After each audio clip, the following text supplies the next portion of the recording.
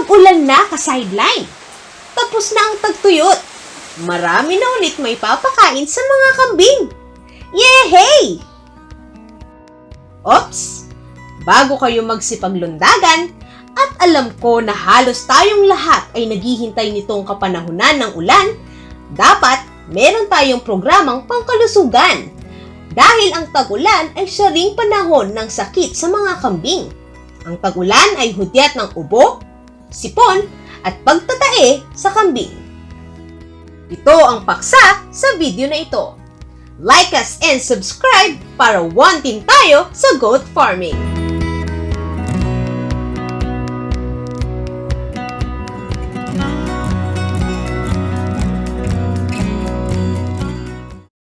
Kapag palaging basa ang dahon na kinakain ng ating mga kambing, ang sakit na karaniwang na idudulot nito ay diarrhea o pagtatae. Ibig sabihin, tinamaan na ang ating mga kambing ng coccidiosis. Ito ang sakit na pag tumama sa batang kambing ay lubhang nakamamatay. At hindi lang ito sa batang kambing tumatama, pati sa mga inahin nating buntis. At ang karaniwang practice para mabawasan ang pagtatae, dapat bago magtag-ulan ay nakapagpurga na tayo. Yung nakikita nyo sa likuran ko, ito yung native na Napier grass. Ang native na Napier grass, katulad ng ibang damo, basa yan kapag umaga. Ang nangyayari kapag umaga kasi, yung mga bulate o yung mga, di ba, yung mga kambing natin, dito sila kumakain.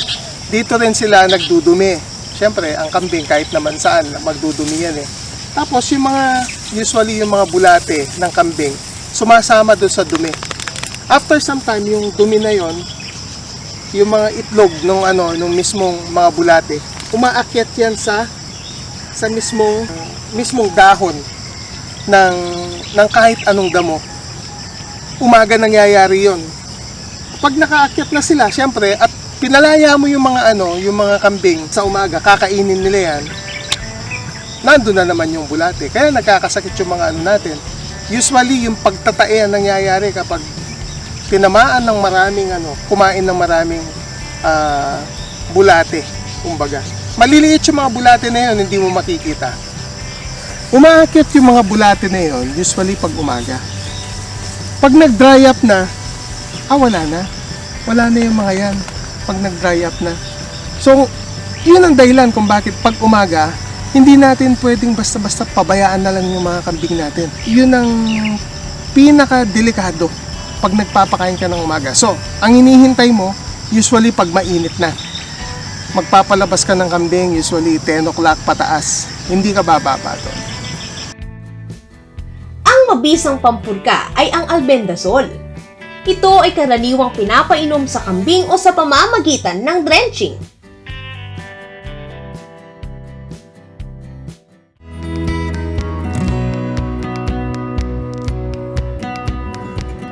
Kapag ang kambing nyo ay maliliit pa lamang at ang albendazole nyo ay 1 ml kada 10 kilo, ka-sideline.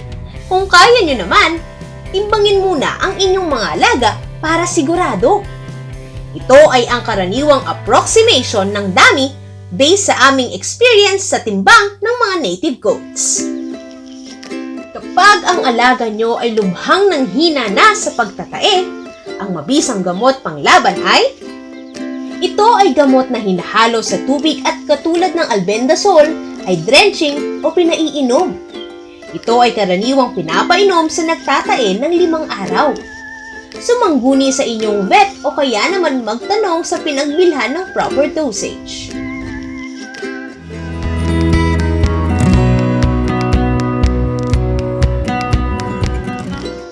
Sideline. Did you know na may paraan para makita natin na ang ating alaga ay may parasitic infection? O kaya naman pangit ang kondisyon? Tingnan natin ang balahibo. Kapag maganda ang balahibo, malusog. Kapag pangit ang balahibo, magduda ka. Ang magandang balahibo ay makintab kung tignan. Kumpara sa nakakadudang balahibo na medyo may kakapalan at kulang sa kintab. Pag yung kambing mo, palagi niya kinakapot yung katawan niya, malamang marami siya mga alaga dyan sa sa balat niya. Dapat tinatanggal yung stressive din yun sa Kapag hindi natin diniwarm ito, mas malaki ang tsansa na ito ay magtatae. Yung balahibo ng kambing, kahit sa matanda naman, mo kung ikilis. Sa matanda naman, no? Pag nakita natin, kumbaga sa sa English yun, ruffled ng balahibo, no? Magsuspecho na tayo, meron yung mga bulate sa loob. Pwede din tayo, kunwari, ang dahilan ng niya, meron siya mga parasites sa labas naman. Maliban sa pwede nating injectionin ng ivermectin, pwede din tayong, ang pinaka-quick solution is paliguan natin yung ating kambing. Pwedeng maligo yung mga yan kahit paminsan-minsan lang. Lalo na yung mga inahin.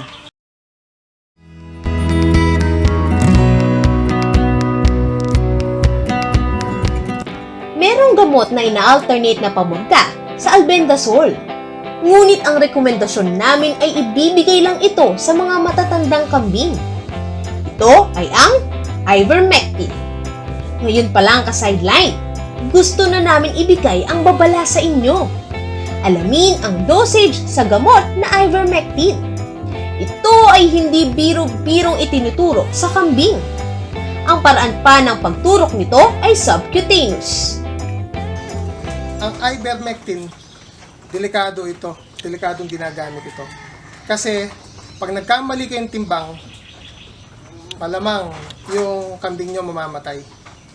Meron na kami nakitang namatay sa galon. So, wag nyo, siguraduhin nyo yung timbang nyo ng kambing nyo. Usually, ang timbang ng kambing, nasa, kung inahin yan, hanggang 25 kilograms, diba? Ang ivermectin, ang niya is 1 ml per 50 kilograms. Ibig sabihin, kapag yung timbang ng kambing mo nasa 25 kilos at malaking-malaki na yon, nasa ka lang, 0.5. Okay? Yung nakikita nyong kambing sa video, ang timbang niyan nasa 18 to 20 kilograms. Ako naman, dahil gusto ko safe, i-assume ko 18 kilograms. At 18 over 50 is equal to 0.36. Ibig sabihin, yun lang yung ilalagay natin dun sa Kasi 1 ml is to 50 eh. Usually, pag subcutaneous, ito yun. Dito. Okay? So, kaya nga subcutaneous sa balat lang. Hindi siya pwedeng ipasok sa laman. So, dito.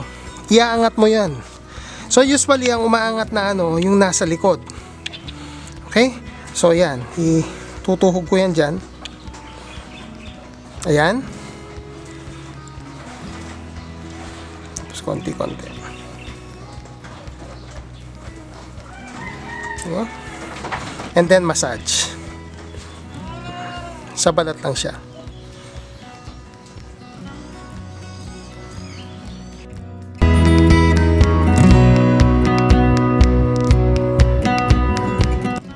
Uso ang upo at sipon sa mga kambing kapag tag-ulan.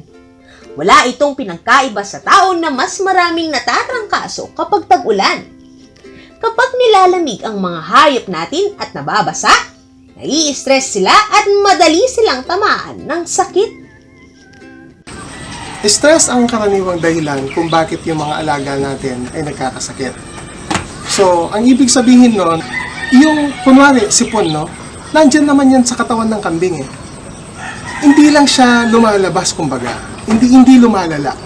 Ngayon, kapag na-stress yung kambing, karaniwang stress, for example, maulan, o kaya meron kang kahapon, umulan ng napakalakas, ang tindi ng hangin. Stressive yung environment na gano'n. Or yung condition na yan. At meron din pagkakataon na na-stress yung animal natin dahil sa amoy. Yun ang dahilan kung bakit tinataas natin yung mga kulungan natin. For example, ito, nasa 4 feet ang layo niya sa pinaka-sahig. Kumukolekta yan, kaya tinataas natin yan para mahulog lahat yung tae sa baba. Imagine niyo na lang kung makapal na yan. Mangangamoy yan, syempre. Kaya kailangan kinokolekt natin yan. Ngayon, ang tanong, paano mo malalaman kung yung dumi sa ilalim stressive na o sobra na? Merong paraan dyan. Yung mga kambing natin, nakahiga ang mga yan. Siyempre, lahat naman nakahiga pag matutulog. Kaya kung titignan mo, pag humiga yung mga yan, kung naamoy nila yung fumes, may stress na yan. Doon magkakasakit. Kaya, paano natin malalaman kung nangangamoy na stress? Gagayahin natin ang kambing, kumbaga. Aamuyin natin sa flooring. Kung mangangamoy yung ammonia, nangangamoy, yun na yun. Ibig sabihin, kahit ikaw humiga dyan, magkakasakit ka. Subukan natin mag-ano. So, nakahiga yung kambing, ganyan. Clear. Hindi siya nangangamoy fumes. Ibig sabihin, okay pa rin yung dumi sa baba, o rin tayo sa baba. Ganun ang technique. Hindi naman ibig sabihin, every now and then, ang gagawin mo, aamuin mo. Hindi ganun. Technique pa, ang pinakasikreto pa rin, dapat palagi natin kokolektahin yung dumi. Kokolektahin yung dumi. Kaya, ugaliing kolektahin ang dumi ng kambing. Pwede rin itong i-compost.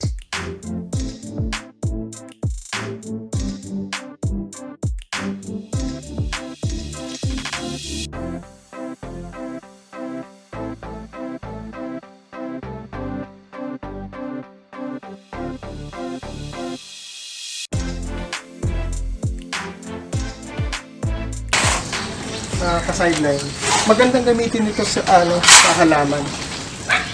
Yung for your information lang, binebenta pa nga ng iba to eh.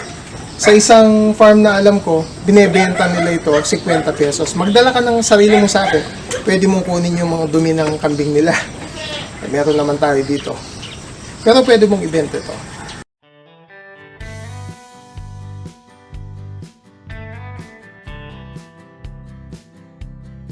Maliban sa maririnig mong inuubo ang mga alaga mo na may sipon, yung mga maliliit naman, makikita mo na dahil may sinat ang kambing, tinataas nila ng kaunti ang kanilang mga likod. Ito din ay ginagawa nila kapag nilalamig dahil sa panahon o kaya naman ay nababasa. At kapag nag-uulan na, tignan natin yung mga payat na kambing, mga kambing na pangit ang balahibo at turukan sila ng multivitamins. Maliban pa ito sa mineral block o UMMB na ginagamit natin. Ang multivitamins ay karaniwang itinuturok sa kambing sa pamamarahang Deep IM. Okay. Merong isang subscriber nung nakita niyang kumuha kami ng gamot tapos binawasan namin, medyo nanghinayang siya. Tinanong niya kung bakit tinatanggal pa yung kasi nakita niya medyo maraming lumabas Ang dahilan kasi kung mapapansin nyo sa loob ng bote ng gamot, meron mga bula. Yung mga bula na yon, hangin yun. Pag nakuha mo yung mga yan tapos itutuhog mo sa kambing mo, masakit. Kaya nga kahit yung sa mga hospital tinatanggal din yung bula eh. So lang yon, for your information. Yun ang dahilan kung bakit pagkatapos natin kumuha ng gamot, babawasan din natin. Sisiguro din natin wala siyang hangin. Na-explain na sa past video na wag shake violently Kasi pag shake violently, lalong darami yung bula.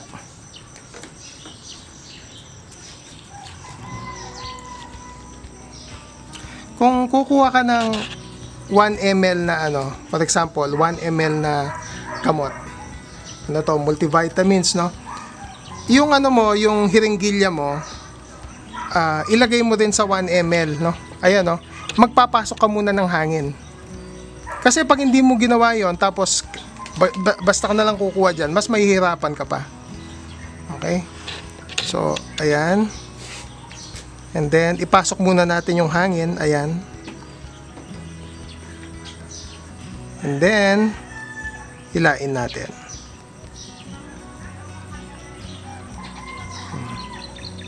Siguro, wala naman wala naman siguro 10 kilos tong kambing na to. 1 ml per 10 kasi to eh. Dapat nag-iingat tayo sa sa timbang ng kambing.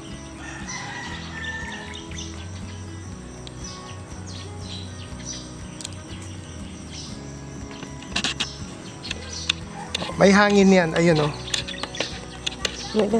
Okay. Tatanggalin natin ng konti. Ipupush natin yan. Ayun.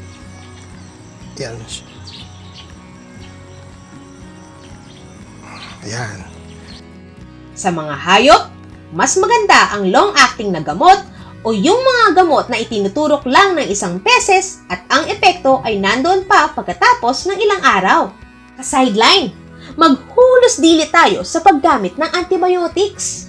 Kung wala naman sakit ang alaga natin at native naman ito, huwag basta-basta magturok ng antibiotics. Humihina ang reaksyon ng mga kambing sa gamot na palagi ang gamit. Kung baga, dapat last option natin ang pagtuturok ng antibiotics. Tignan natin ang dumi sa kulungan at ang harang laban sa hangin. Dapat tuyo lagi ang kulungan natin. Kung gagamit kayo ng antibiotics, gumamit ng long-acting.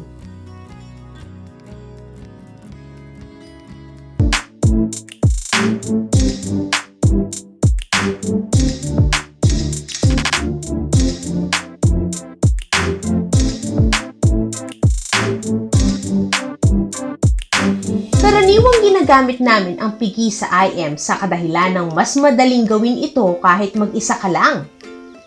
Nakita nyo na malamang ang iba na itinuturok ito sa leeg ng kambing. Kailangan mo nang kasama kapag ganitong paraan para takpan ang mata ng kambing o hawakan. Pwede rin nyong gawin ang ganon kung sanay na kayo sa ganong paraan.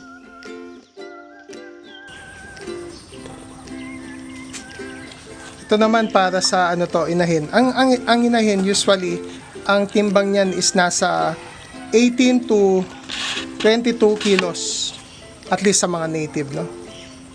So kukuha ako ngayon ng nasa 2 ml.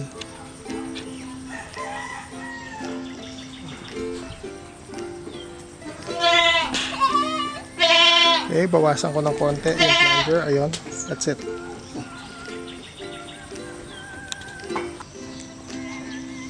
Ang deep IM, kaya nga sa makikita mo naman sa term, deep IM.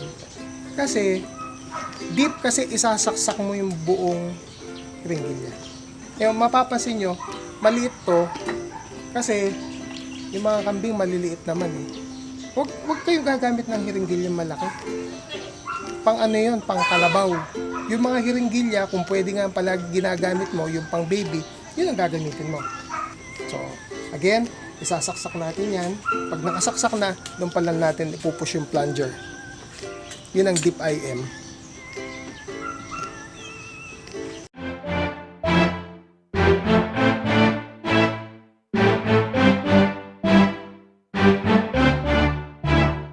Maganda pa rin ang preventive kapag pinag-uusapan ang sakit, kaya ang pinakamabisang halaman para tumaas ang immune system ng mga alaga ay ang oregano. Madali itong itanim ka-sideline. Kung seryoso kayo sa pag-aalaga ng kambing, magparami na kayo ng oregano. Marami ng pag-aaral tungkol sa magandang epekto ng oregano sa kambing. Ang oregano oil ay ginagamit pang ang panlaban sa diarrhea. Para gamitin ang oregano pang iwas sa sipon, i-chop ito at ihalo sa iniinom ng kambing.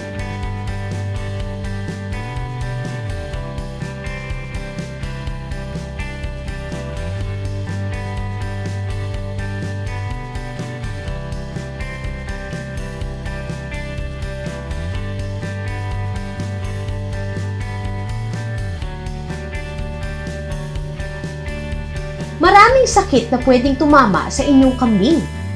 At alam namin na very proud kayo sa mga kambing nyo. Iwasan ang pagpasok sa kulungan ng kambing nyo kung hindi pa kayo naligo at galing kayo sa mga ibang kambingan. Lalo na yung mga malalaking kambingan. Alam nyo ba, ka-sideline? Ang mga bakuna ay karaniwang ginagamit sa malalaking goat farm at ang mga botelya ng bakuna ay karaniwang ibinabaon sa lupa kasi ang mga bakuna ay naglalaman ng virus.